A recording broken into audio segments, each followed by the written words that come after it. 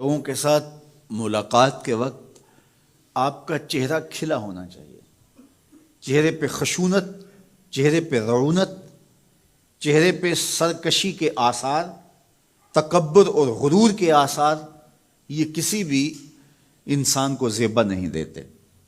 تکبر صرف اللہ کی شان ہے، اور اس کے اسماء مبارکہ میں سے ایک اسم مبارک متکبر ہے۔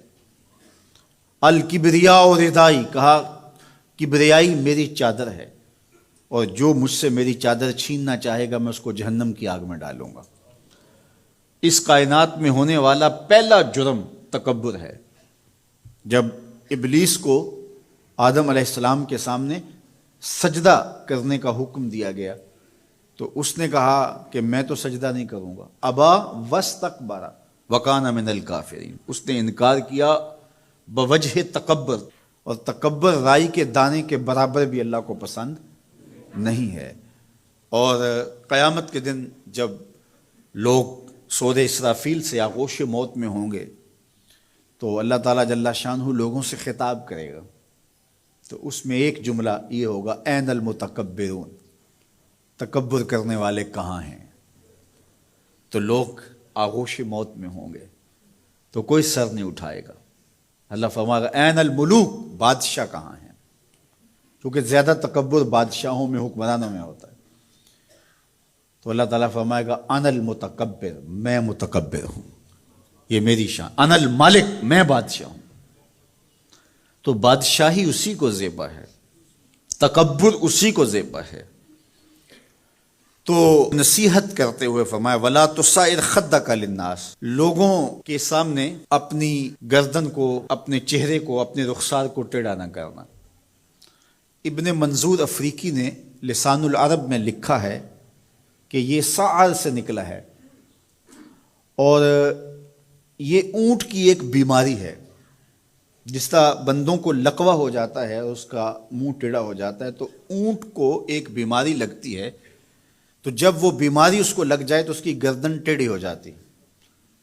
تو عرب کے محاورے کے مطابق قرآن نازل ہوا ہے، تو اشارہ کیا کہ جس طرح اونٹ کی گردن ٹیڑھی ہو جاتی ہے تو تکبر کی وجہ سے تمہارا چہرہ بھی ٹیڑھا نہ ہو جائے۔ یہ تمہارا چہرہ اچھا نہیں لگتا، اس پہ خشونت، اس کے اوپر غصہ، اس چہرے کے اوپر جو ہے وہ وحشت اچھی نہیں لگتی، اس چہرے کے اوپر تبسم اور مسکراہٹ اچھا لگتا ہے۔ یہ چہرہ ہنستا ہوا گلاب جیسا ہی اچھا لگتا ہے۔ تو اپنے رخسار کو ٹیڑھا نہ کرو، اپنے لہجوں کو خوبصورت بناؤ، آنے والے سے خندہ پیشانی سے ملو، اور لوگوں کے ساتھ تمہارے رویوں کی خوبصورتی تمہارے چہروں سے دکھائی دے۔ علامہ آلوسی کہتے ہیں کہ بعض کا بندہ کسی کے سامنے بچھ ہی جاتا ہے، عجز، عاجزی، انکساری، یہ انسانی وصف ہونے چاہیے، لیکن کسی کے لیے اس طرح انسان بس جھکتا ہی جائے کہ اس کی عزت نفس بھی باقی نہ رہے اور وہ احساس کمتری میں مبتلا ہو جائے، تو یہ بھی انسان کے لائق نہیں ہے۔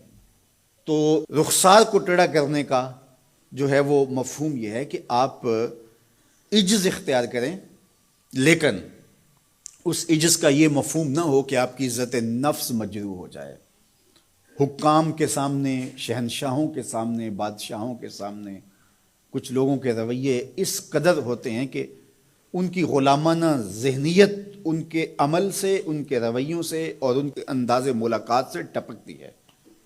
تو جب آپ کسی سے عجز کے ساتھ، محبت کے ساتھ پیش آتے ہیں تو وہ اپنی جگہ، لیکن اس کے اندر تجاوز ایسا نہ ہو کہ آپ کا رخسار ٹیڑھا ہو جائے۔ مطلب کیا ہے کہ آپ حد سے نیچے گر جائیں اور اپنی خودی کو بھی بیچ ڈالیں، تو اس سے بھی منع کیا گیا ہے۔